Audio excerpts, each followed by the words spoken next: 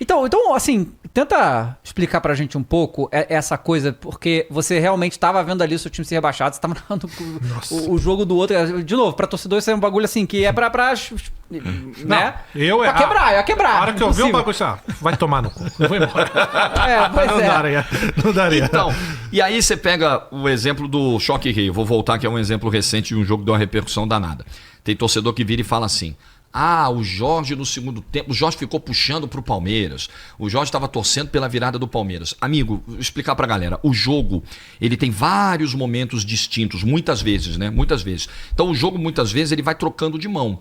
Então, no segundo tempo, ali o Palmeiras empata o jogo e ele tá ali tentando uma virada. Então, se você tem um time atacando, tentando uma virada, você tá contando aquela história. É normal. É normal você crescer num lance de ataque. Isso não significa que você tá puxando pra A e pra B. Se tem um time atacando e outro se defendendo naquele momento, qual é o pico de crescimento da voz do narrador num jogo? É num momento de ataque. É na fase de ataque que a gente cresce junto com o ataque. Seja do Palmeiras ou seja do São Paulo. Se o seu time ataca menos que o adversário, aí a culpa não é do narrador. Se o narrador gritou mais, é porque o outro time fez ele gritar mais, chegou mais ao ataque.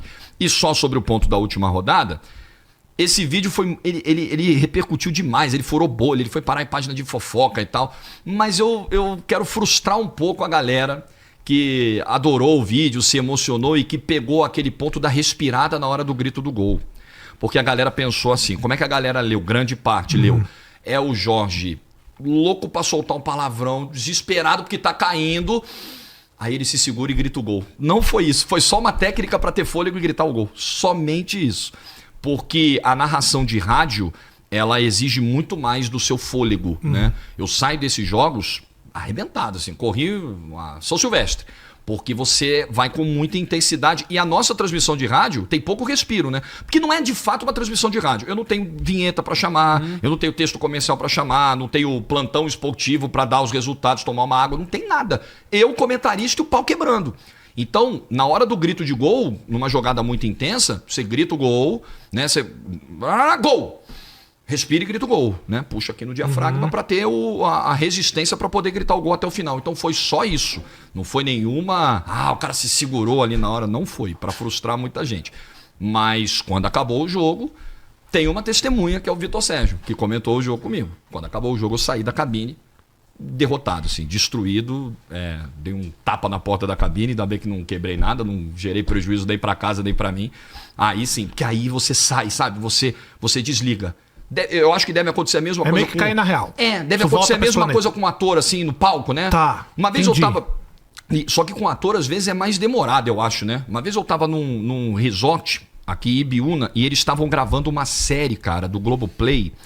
É uma série que tinha o Fábio Assunção e uma menina que era dependente química. Eu esqueci o nome da atriz e tal. Eles estavam gravando lá, no fim de semana que eu tava. Aí, cara, tem aqueles resorts que você come o dia inteiro, almoço, janta, lanche. Aí foi a hora do lanche da tarde.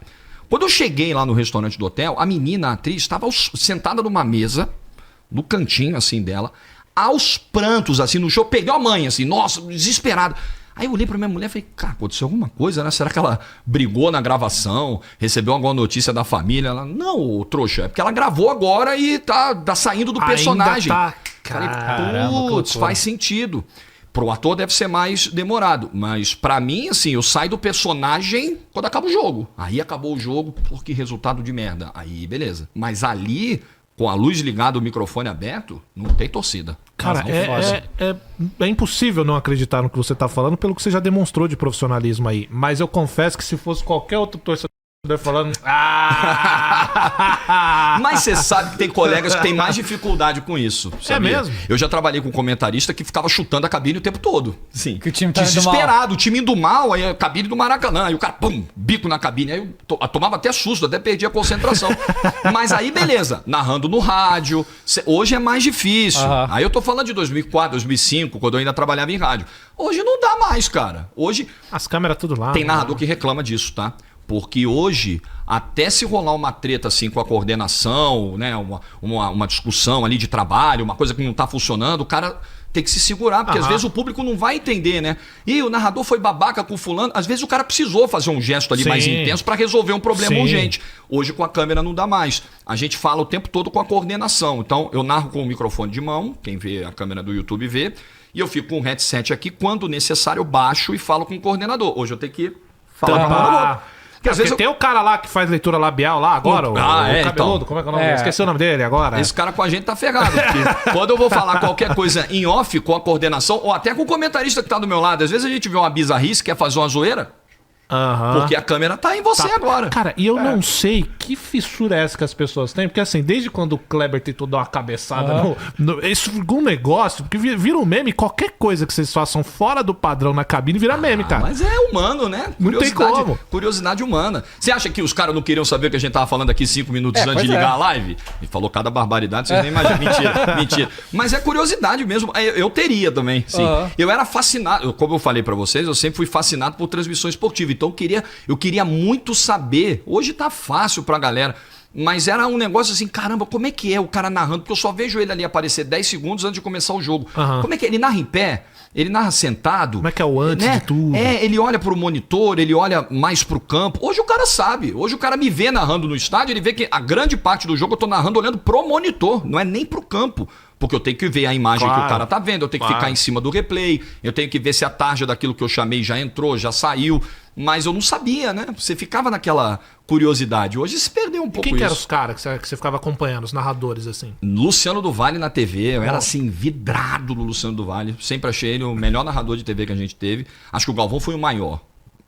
Maior, tamanho, repercussão, mídia. Acho que foi o Galvão. O Galvão teve a felicidade de ter os melhores eventos à disposição, mas não foi só por isso que ele chegou aonde chegou. Porque, é muito fácil trabalhar na Globo, transmitir Copa do Mundo, Fórmula 1, Brasileirão, Libertadores, o cara tinha tudo. Mas ele poderia ter tudo e transformar aquilo em algo menor, assim.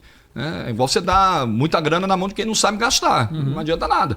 Então, ele pegou grandes eventos e eventos que já eram grandes e ele conseguiu transformá-los em algo ainda maior, cara. Isso é absurdo. E só ele eu acho que conseguiu. Outros também conseguiram, mas na magnitude do Galvão, só ele. Mas o narrador de TV que eu era vidrado era o Luciano. No rádio no Rio, eu peguei muito a fase de Luiz Penido e do Alcei Camargo, na Tupi. O do Alcei parou antes, o Penido tá até hoje. Foi o cara no Rio que eu mais gostei de ouvir.